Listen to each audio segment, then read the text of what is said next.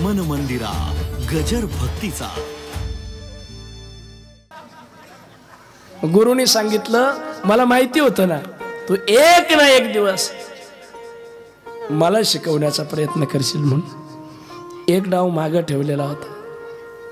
तसा भगवंतानी सुद्धा नारदा करता एक डाव टाकला। नारदजी म्हटले, मी काम क्रोधावर विजय प्राप्त केला। बर, भगवंतानी नारदजीची परीक्षा घेण्याकरता ज्या रस्त्याने आता नारदजी पुढे चालले त्याच रस्त्यामध्ये एक मायावी नगर तयार केलं। तिथं शिलनिधी नावाचा राजा उभा केला आणि त्याची सुंदर कन्या मायेच्या स्वरूपात प्रसवली। तिचं नाव विश्वमोहिनी। नावातच तिचं कर्तृत्व आहे, विश्वाला मोहनी पडावी अशी विश्वमोहिनी। नावावरून स्वरूपाची परीक्षा आहे तिच्या। हे नियम आणि अटी, या नियम आणि अटी आपल्याला लागू पडत नाही, कारण आपण आपल्या नावाशी साधर्म्य खाऊन कधी जीवन जगत नाही। आपलं नाव असतं शांताबाई, म्हणजे किती शांत स्वभावाची असायला पाहिजे। नाव असतं शांताबाई, पण घडीभर भांडण्याचा दम निघत नाही। नाव असतं गंगूबाई, आता गंगूबाई म्हणल्यावर पाण्याची कमी आहे का? नाव असतं गंगूबाई, पण राजनाथ पाण्याचा थेंब नाही। नाव असतं गंगाधर, जो गंगेला धारण करतो त्याचं नाव गंगाधर। आंघोळ नाही महिना भर, आपल्या गावातले सोडून बर का। नाव असतं ज्ञानेश्वर, पण बाजारातून कधी काळी पिशवी। आपलं आपल्या नावाशी काही साधर्म्य बसत नाही, पडताळ खात नाही आपण, पण तिच्या नावातच तिच्या स्वरूपाचं वर्णन होतं, विश्वमोहिनी। नारदजी रस्त्याने गेले, नवीन नगर दिसलं। नारदजी नगरामध्ये खाली उतरले। शिलनिधी नावाच्या राजाने श्री नारदांचा सन्मान सत्कार आदर आतिथ्य पूजन केलं। नेहमीच्या नियमाप्रमाणे नारदजी त्रिकालदर्शी आहेत म्हणून आपली उपवर झालेली कन्या विश्वमोहिनी, तिला मिळणारा योग्य वर कसा आहे हे नारदजीला विचारावं, याच्याकरता शिलनिधी नावाच्या राजानं नारदजीला विनंती केली की बाबा आमच्या मुलीचं भविष्य सांग। माणसाने आपला हात कोणाच्या हातात देऊन कोणाकडूनही भविष्य पाहून घेऊ नये। हल्ली भविष्य पाहणारे गावागावात येतात ना, त्याच्या बळी पुरुषांपेक्षा महिला अधिक पडतात। सकाळी सकाळी नाही येत, ते लय हुशार असते। माणसं शेतात निघून गेले, बाहेर निघून गेले की दुपारच्या टायमाला येते। हे भविष्य पाहून घेणार, ज्योतिष पाहून घेणार, घरातले प्रश्न, दारातले प्रश्न, आलेल्या काम, घेतलेल्या कामात यश येत नाही, सासू सासऱ्याचं जमत नाही, दीर भाऊजाईचं जमत नाही, नवरा बायकोचं पटत नाही। हे ज्योतिषी भविष्यावाले आख्या गावात फिरलं पण कोणीच गिऱ्हाईक नाही भेटलं। वेशीच्या तोंडावर एक छोटस घर होतं आणि त्या घराचा दरवाजा उघडा होता। बाबांनी बाहेरूनच पाहिलं आणि मग बाबाने शक्कल लढवली। हा माई, वा ज्ञानोबा तुकोबा, माऊली माऊली बाबा आले, माऊली माऊली बाबाला पाणी पाजा। आता माऊली घरातली बिचारी धार्मिक होती, तिनं पाण्याचा ग्लास आणला। वा वा वा, असं वाकून पाहिलं, घरात 2-3 देवाचे फोटो दिसले। माहूरगडच्या रेणुका मातेचा फोटो होता। बाबांनी लगेच चालू केलं, हा देवी माईची कृपा आहे, देवी माईची कृपा आहे, माईचा आशीर्वाद आहे, भरभरून भेटत। दरिद्री दूर झाली, देवी माईनं कृपा केली, भरपूर भेटलं, पण टिकत नाही। घेतलेलं काम सुरू केलं की अडथळा येतो, जवळचे माणसं त्याच्यात बाधा निर्माण करतात। माई बाबाला कपभर चहा भेटन का? बाई घरात गेली, चहा घेऊन आली। चहा घेऊन आल्याबरोबर बाबा म्हणले बैस माय, आणि लगेच बाबांनी चालू केलं, माय मोठी भाग्यवान आहे, चांगलं घर भेटलं, या घरात तू आल्यापासून घराचं चांगलं चालू आहे, बऱ्याच गोष्टी तुमच्या घरामध्ये चालू आहे, सगळ्यांचं आजारपण चालू आहे, दुखणं चालू आहे, घेतलेल्या कामाला यश येत नाही, हातात आलेला पैसा टिकत नाही, घरामध्ये घरातल्या कर्त्या माणसाला झोप येत नाही। माय तुमचे काम व्हायला येतात, पांगून जातात, तुमच्या पायाखालची माती नेली, कोणातरी तुमच्यावर करणी केली। माय तू मरमर करती, घरातल्यांसाठी भरपूर करती, पण तुझं कोणीच नाव घेत नाही। बाबा खरं आहे ना?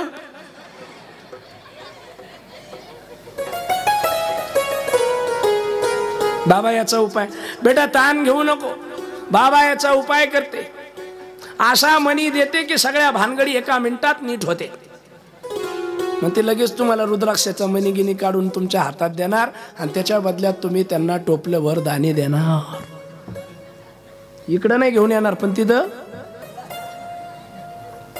इकडं आणावं अशी माझी इच्छाही नाही. पहिल्या दिवशी सांगितलं की मी धान्याच्या राशी डाळी कधीच कथेत कोणाला सांगत नाही, आणा म्हणून. पण तुम्ही जर आणल्या मी घरी त्या व्यक्तिगत माझ्यासाठी कधीच वापरत नाही. कथेमध्ये आलेलं दान मी सामाजिक कार्यासाठी खर्च करत असतो, गरिबापर्यंत पोहोचवत असतो. त्यामुळे तुम्ही आणलं काय नाही आणलं काय ते तुमची मर्जी. भविष्य पाहण्यासाठी हात कुणाच्याही हातात देता कामा नये. नारदाच्या हातामध्ये हात देण्यासाठी नारदांना विचारणा केली की महाराज आमच्या मुलीचं भविष्य सांगणार का? म्हटले हो बोलवा. आणि विश्वमोहिनी आली. ती विश्वमोहिनी म्हणजे भगवंतानं प्रसवलेली माया होती. आणि मोठ्या मोठ्याला तिचा झटका कठीण आहे. जमका अजब तढ़ाका बे तू क्या जाने लड़का बे, जमका अजब तढ़ाका बे तू क्या जाने लड़का बे, अजब तढ़ाका बे तू क्या जाने लड़का बे,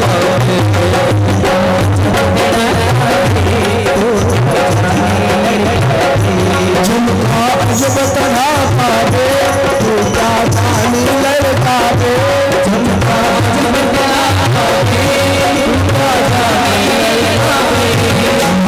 अजब तढ़ाका बे तू क्या जाने लड़का बे, जमका अजब तढ़ाका बे तू क्या जाने लड़का बे, जमका अजब तढ़ाका बे तू क्या जाने लड़का बे,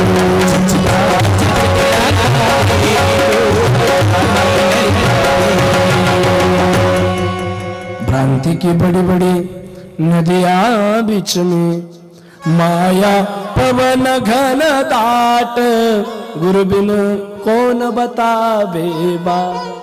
माया फार कठीण असते. ती माया रूपी विश्वमोहिनी पुढे आली. दिसायला इतकी सुंदर होती की तिच्या त्या मनोरम्य स्वरूपाकडे पाहून नारदजी मोहित झाले. जेव्हा तिचा कोमल हात नारदजीच्या हातावर पडला तेव्हा नारदजीच्या अंतःकरणातले विकाराचे तुषार वाहू लागले. शिलनिधी म्हणतात नारदजी हिचं लग्न करायचंय, सांगा ना हिला कसा मुलगा अपेक्षित आहे, कसा मुलगा हवाय, कसा मुलगा दिला पाहिजे. नारदजी मनातल्या मनात म्हणतात आता मी दिसत नाही का पुढं? साधूचं मन बिघडलं. ज्या दिवशी साधूचं मन बिघडल त्या दिवशी हानी झाल्याशिवाय राहणार नाही. म्हणून साधूनं जनसंपर्कात राहू नये असा दंडक आहे. राष्ट्रसंत जगद्गुरु जनार्दन स्वामी मौनगिरी महाराजांच्या पठडीमध्ये म्हणजे वेरूळला ज्यांचा आश्रम आहे, जेवढे काही शिष्य आहेत त्या सगळ्या शिष्यांना आचारसंहिता दिलेली आहे बाबाजींनी. महिलेला जवळून दर्शन घेऊन द्यायचं. हे काही स्वतंत्र स्वायत्त विचाराची लोक आक्षेप घेतात. महिलांना दर्शन नाकारल्या जातं, हे योग्य आहे का? अयोग्य आहे. तुम्हाला जरी ते अयोग्य वाटत असलं तरी काही दृष्ट्या ते योग्यच आहे. का? साधूनं जनसंपर्क विरहित जीवन जगावं. आणि जनार्दन स्वामी जगले म्हणून तर ते एवढे एवढे एवढे उंचीपर्यंत जाऊन पोहोचले. त्यांना निष्काम यती म्हटलं. काय म्हटलं? आरतीचे बोल आहेत त्यांच्या, फार सुंदर आरती आहे, मला फार आवडते. एक पहिलं चरण सांगतो फक्त. आरती निष्काम यत्पर मौनगिरी मुझे, आरती निष्काम यत्पर मौनगिरी मुझे,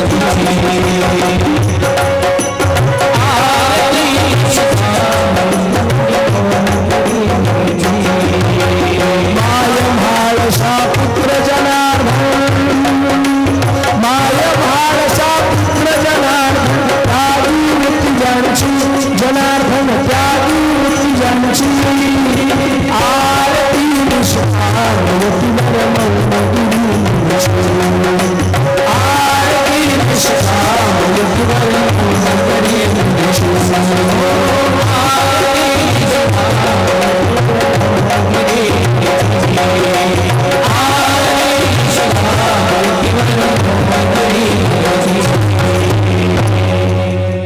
निष्काम म्हटलं. काय म्हटलं? निष्काम. त्यांनी आपल्या जीवनाची उंची गाठली. त्याला कारण होतं की आचारसंहितेमध्ये कधी तडजोड केली नाही. जो आपलं जीवन सूत्रवत व्यतीत करतो त्याला कधीच अडचणी येत नाही. नारदजीने सांगितलं मी दिसत नाही का? मनातल्या मनात विचार करू लागले. पण नारदजीने विचार केला, आता जर वेगळं काही सांगितलं, चांगली सुंदर गोरी गोमटी मुलगी हातातून निघून जाईल. मग नारदजीला परवडेल असं सांगितलं त्यांनी. ते म्हटले काम करा, हिचा ना स्वयंवर करायचं.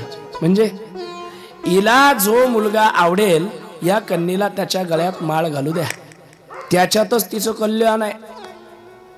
शिलनिधीने विचारलं बाबा स्वयंवराचा मुहूर्त. नारदजीने विचार केला सोयरीक लांबवली तर पाणी पडल, मग उद्याच लावा म्हणे. अहो पण एका दिवसात त्याला काय होतं, फिरवा फोन.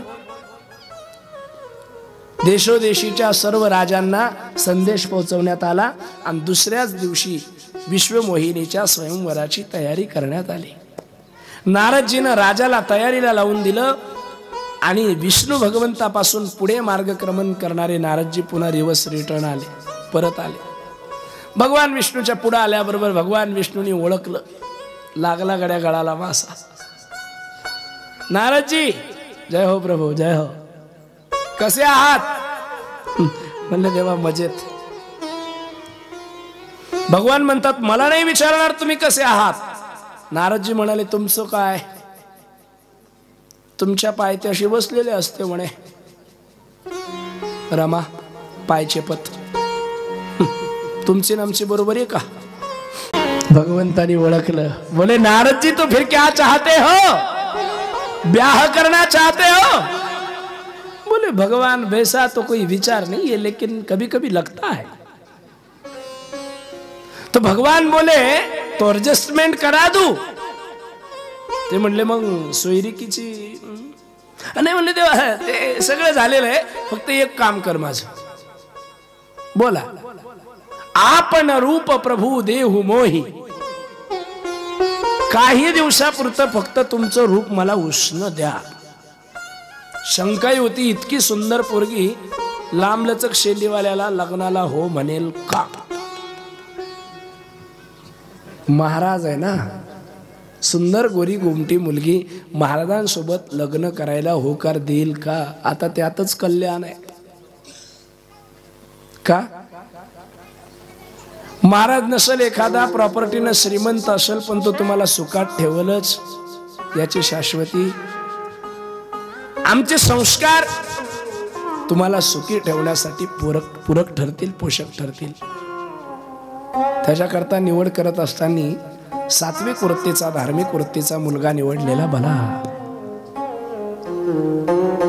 काही श्रीमंत असतात पण बकासुराच्या अवलादी असतात, नुसतं हाव असते त्यांना. म्हणून लग्न करत असताना मुलीने जरा बारीक विचार करा बरं. मी आमच्या मंडळीला एकच पायंडा सांगितला होता. म्हटलं तू माझ्यासोबत लग्न केलं तर सुखी होशील. ती म्हणली कस काय? अगं म्हटलं महाराज नवरा बरा. ती म्हणली पण का? मी म्हणलं महाराज नवरा बरा, आयता जेवून येतो घरा. हाय का स्वयंपाकाचा थाट? पण ते लग्न झाल्या झाल्या बरं वाटत होतं तिला. आता उलट झालं. महाराज नवरा बरा, जेवायला 5-50 आणतो घरा. पण एक प्लस पॉइंट आहे. एखादा धार्मिक वृत्तीचा पती नसला आणि त्याला जर तुमचा राग आला तर तो 2-4 थापडा मारून देईल तुम्हाला. पण नवरा जर महाराज असला आणि त्याची इच्छा असली तरी त्याला बायकोला थापड मारता येत नाही का? त्यांनी समजा मारलीच चुकून हुकून, आणि बाई जर दुसऱ्या दिवशी गावात गेली आणि नुसतं एवढं जरी म्हणली महाराज आहे आणि घरी बायकोला मारतो, त्याला त्याच्या चारित्र्याची भीती असते म्हणून तो पत्नीला मारू शकत. म्हणून महाराज नवरा तर काही म्हणून नाही राहिला. नारदजीने विचार केला हे शेंडीत बजेट बसत नाही गड्या. मग चांगलं सुंदर स्वरूप द्या तुमचं मला. उष्ण उष्णच असतं. भगवान म्हणले तथास्तु. म्हणले देवा कधी योजना लागू केली, पोहोचायला थोडा वेळ लागल खाडेसाहेब, पोहोचल. नारदजी रस्त्याने जायला निघाले आणि काय आश्चर्य, नारदजीची कांती स्वर्णमयी झाली, सोन्यासारखे हात झाले. बदललं ना रूप. हात बदललेली पाहिली, पाय बदललेले पाहिले, पण तोंड बदललेलं पाहिलंच नाही. बदल हातात पायात झाला, तोंडातही झाला, पण चेहऱ्याच्या व्यतिरिक्त सगळं शरीर भगवंतानी स्वतःच दिलं. पण नारदाला चेहरा देत असताना थोडी गलती केली, तोंड माकडाचं दिलं. तोंड कशाचं दिलं? माकडाचं. नारदजी आले, बैठकीत बसले. देशोदेशीचे राजा आलेले. विश्वमोहिनी हातामध्ये कमल पुष्पाची माळ घेऊन आलेली. एका एकाचं निरीक्षण करू लागली. निरीक्षण करत करत विश्वमोहिनी नारदजीच्या जवळ आली. नारदाचे पाय पाहिले, सुवर्णमय कांती, भगवंताचं शरीर ते. विश्वमोहिनी प्रभावित झाली. विचार करू लागली, त्याचे पाय एवढे सुंदर आहे, त्याची छाती किती सुंदर असेल. वक्षस्थळाकडे पाहिलं, अतिशय सुंदर शरीर दिसत होतं. विश्वमोहिनी विचार करते, ज्याचे वक्षस्थळ इतकं सुंदर आहे, त्याचं मुखमंडल किती सुंदर असेल, त्याचा चेहरा किती सुंदर असेल. आणि म्हणून चेहरा बघून गळ्यात माळ टाकणार एवढ्या चेहऱ्याकडे पाहिलं, आवाग झाली. बाई ग, हे तर माकडाच्या तोंडाचं. विश्वमोहिनी माग सरली. नारदाला नेमकं कळना की जवळ आलेली बाई माग का गेली. त्यांनी शेजारच्याकडे पाहिलं तर शेजारच्यांना माकडाचं तोंड दिसलं. ते त्याला म्हणले, माकडाच्या तोंडाचा हे बजेट बसणार आहे का?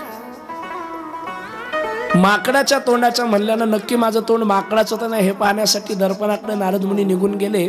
तेवढ्यात भगवान श्री विष्णू आले आणि भगवान श्री विष्णूनं विश्वमोहिनीला स्वतःच्या गळ्यात हार घालायला, माळ घालायला लावली आणि भगवान विश्वमोहिनीला घेऊन गेले.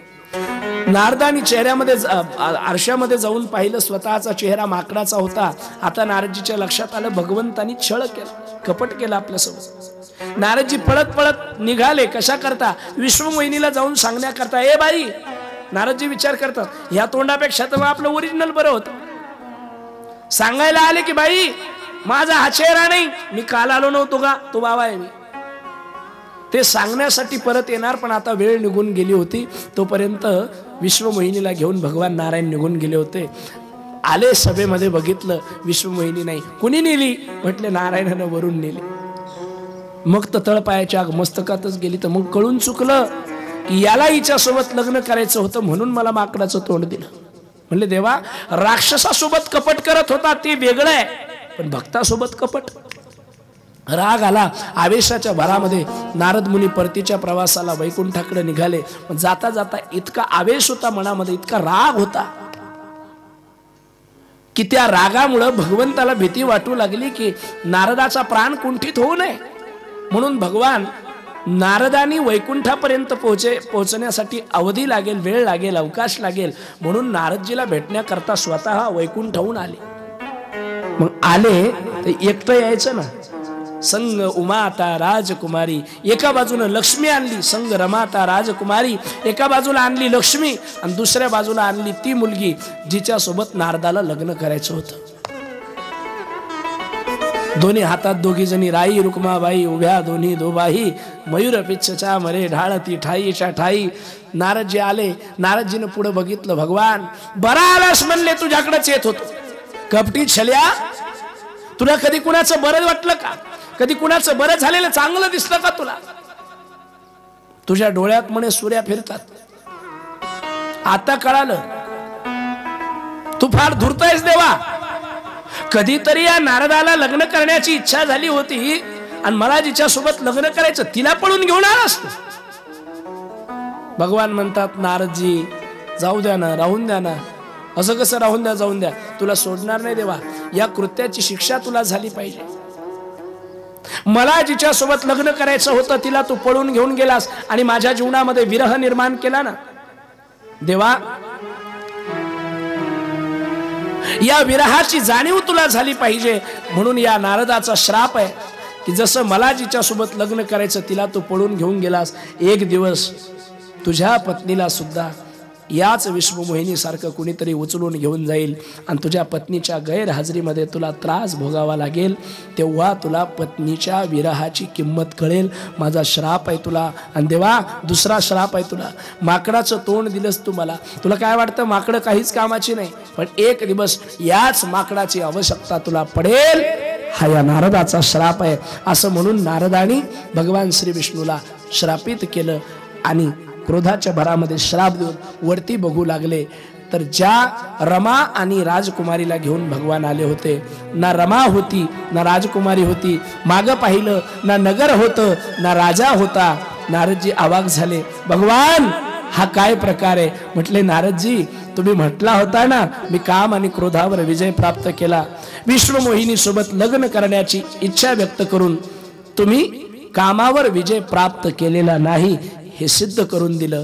आणि त्याच्यानंतरही माझ्यावर श्रापाच्या भरात बडीमार करून तुम्ही क्रोधायमान झालात, तुम्ही परीक्षेत नापास झालात. भगवान जाने अनजाने में भूल हो गई, नारद जी अब रोने लगे. देवा असा अक्षम्य अपराध माझ्याकडून हो नये प्रभू. मला तुमची अगम्य आणि अतर्क्य लीलेचा अंदाज आला नाही भगवान. माझ्याकडून चुकी झाली. आता कसं करू देवा? मी तुम्हाला श्राप दिला. भगवान म्हणले चिंता करू नको. तुमचा श्राप आहे ना नारदजी की तुझी पत्नी कोणीतरी उचलून नेईल, तेवढ्यासाठी मी राम होईल आणि माझी पत्नी सीता रावण उचलून नेईल. तुमचं बोलणं खरं करील. तुम्ही म्हणलात ना माकड काही कामाचे नाही, माकडाची मदत घ्यावी लागेल. त्याच वैद्य ही सीतेला मुक्त करण्यासाठी मी माकडांची मदत घेईल, चिंता करू नका देवा. पण या सगळ्या घटनेनं तुमच्यात आणि माझ्यात अंतर नाही पडणार ना? म्हणले चिंता करू नका नारदजी. म्हणले देवा काहीच मागत नाही आज. आज फक्त एकच विनंती करतो, तुझं आणि माझं प्रेम त्याच्यामध्ये कधीच खंड पडू नये. हे दाता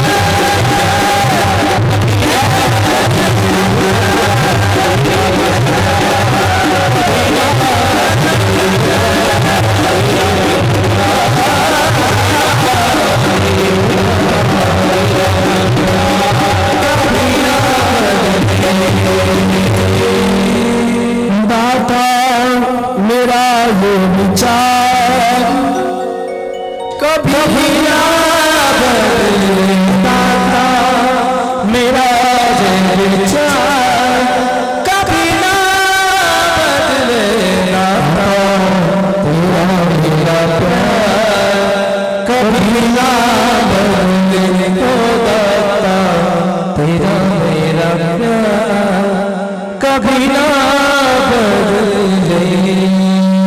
आजच्या कथेच्या मंडपातून भगवंताला फक्त एवढीच प्रार्थना करा की हे भगवान, तुझ्यातलं आणि माझ्यातलं प्रेम कधीच संपू नये. आपण देवाला विसरलो त्याचा देवावर काही परिणाम होत नाही, देवाला काही फरक पडत नाही.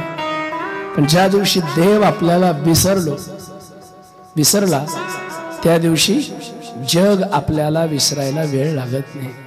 ज्या दिवशी देव विसरतो ना आपल्याला त्या दिवशी वारच घालायचे, मग बरे होते ना बाबा, कालच कथा ऐकत होते ना बाबा. देवाने आपल्याला विसरू नये आणि भगवंत आपल्याला विसरू नये याच्यासाठी आपणही त्याचं स्मरण ठेवणं गरजेचं आहे.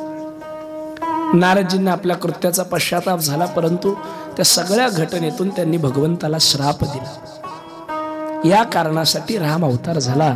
भगवान शंकर सांगतात भवानी हे त्याचं एक कारण होतं. पुढे प्रताप भानू नावाच्या राजाचं चरित्र सांगून राम अवतारासाठी ते एक कारण भगवान शंकराने भवानीला सांगितलं. पुढे राजा दशरथ आणि कौसल्येनी पूर्वजन्मामध्ये भगवंताची आराधना करून तपश्चर्या करून भगवान नारायणाला प्रसन्न केलं, ती कथा सांगितली. अनेक दिवसाची तपश्चर्या करून झाल्यानंतर नारायण भगवान पूर्वजन्माच्या दशरथ आणि कौशल्याच्या समोर प्रगट झाले आणि विचारलं, सांगा तुमची इच्छा काय, काय वरदान मागायचंय. त्यांनी सांगितलं, देवा इच्छा फक्त एकच आहे, तुझ्यासारखा पुत्र आमच्या पोटी जन्माला यावा.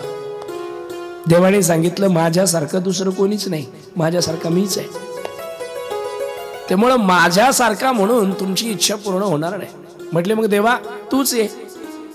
भगवंतांनी पूर्वजन्मामध्ये दशरथाला आणि कौशल्याला आश्वासित केलं की मी तुमचा पुत्र म्हणून तुमच्या राजमहालामध्ये येईल, तुमच्या पोटी जन्म घेईल असं नाही बरं. कारण भगवान कधी जन्म घेत नसतो, जन्माला येतो तो जीव आणि अजन्म असतो तो देव. आणि कौशल्याला आणि श्री दशरथजींना पूर्वजन्मामध्ये दिलेल्या आश्वासनाची पूर्ती म्हणून भगवंताचं प्रागट्य झालं. एक हे कारण सांगितलं, जालंधराचं आणि वृंदेचं एक कारण सांगितलं. जालंधर नावाचा राक्षस अतिशय आततायी होता आणि देवतांना त्रास द्यायचा. त्याची वृंदा नावाची पत्नी पतिव्रता होती.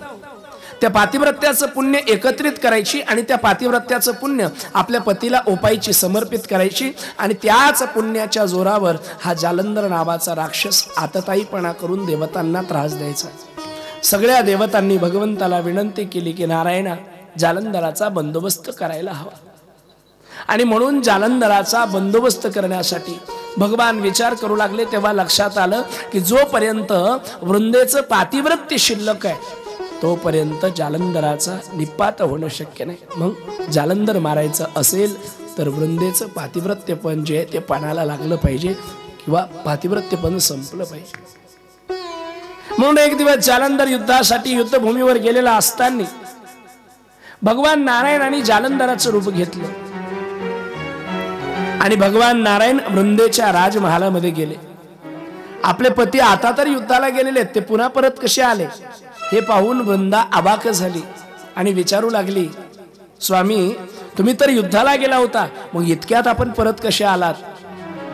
जालंधर रूपी नारायणानं सांगितलं, वृंदा जाऊ दे ना, कशाला रिकाम्या गोष्टी करते. आणि त्या बोलल्याच्या भरात नारायणाने वृंदेचा हात पकडला. नारायणाने वृंदेचा हात पकडल्यामुळं वृंदेचं पातिव्रत्य भंग झालं. असं म्हणतात पतिव्रता स्त्रीनं परपुरुषाला केलेला स्पर्श सुद्धा तिच्या पातिव्रत्यपणाला मारक ठरू शकतो. म्हणून शास्त्रानं संकेत केलेले आहेत की पतिव्रता स्त्रीनं परपुरुषाला स्पर्श करायचा. परपुरुष हा शब्द तर फार लांब आहे. भगवान शंकराची पूजा करत असताना पतिव्रता स्त्रीनं भगवान शंकराच्या पिंडाला स्पर्श करू नये असा सुद्धा शास्त्रामध्ये विचार आलेला आहे.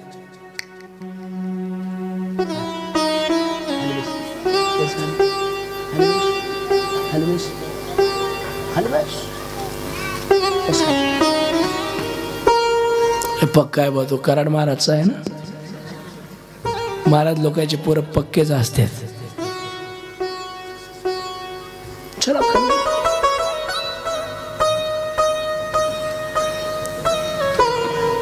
चला छोटा बच्चा आहे पण असं म्हणून जर सगळेच आले तर गोंधळ होईल. पण लोक आक्षेप घेतील बा तुमच्या महाराजाचं आहे म्हणून येऊ देता आमचं असतं तर. ऐका म्हणून पतिव्रता स्त्रीनं शिवपिंडाला सुद्धा स्पर्श करू. आलं का तुमच्या लक्षात. महादेवाची पूजा